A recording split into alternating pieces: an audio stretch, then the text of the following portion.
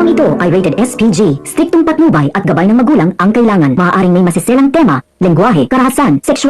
Good morning and welcome sa aking munting channel. Kagulat-gulat nga ang lahat ng nadiskubre at nalaman ni Severino tungkol nga sa pagkatao nito nga si David na nagpapanggap nga natanggol sa mansyon nga nila Don Ramon, at ito nga si Olga ang siyang dahilan kung bakit nga naisipan ni David na magpanggap bilang isang tanggol dito nga sa mansyon ng mga Montenegro dahil sa yaman at pera nga na nais makamkam nga nitong si Olga. Kasabwat nga niya itong si David at dito nga ay nagpunta ng Quiapo itong si Severino para nga hanapin si Edwin, ngunit iba ang kanya nga nalaman. Nalaman niyang ito pala nga si David ay isang huwad na tanggol na nagpapanggap bilang isang tanggol Montenegro. At dito nga ay sinabi ni Severino na sino ka, ikaw si David, at tinawagan nga ni Severino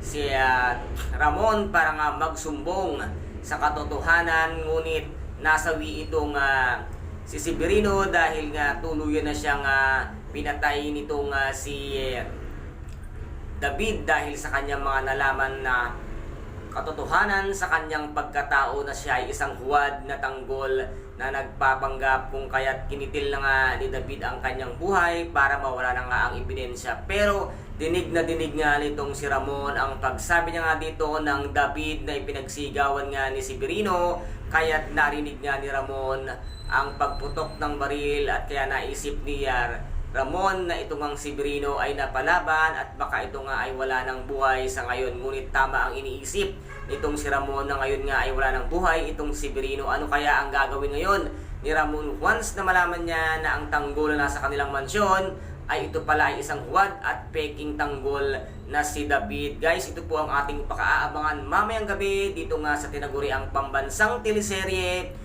FPJ ang Batang Quiapo. At kung nagustuhan po ninyo ang aking videos for today, paki-subscribe na lamang po ng aking channel, paki-like and share para maging update kayo sa lahat ng gagawin kong video. Maraming salamat po.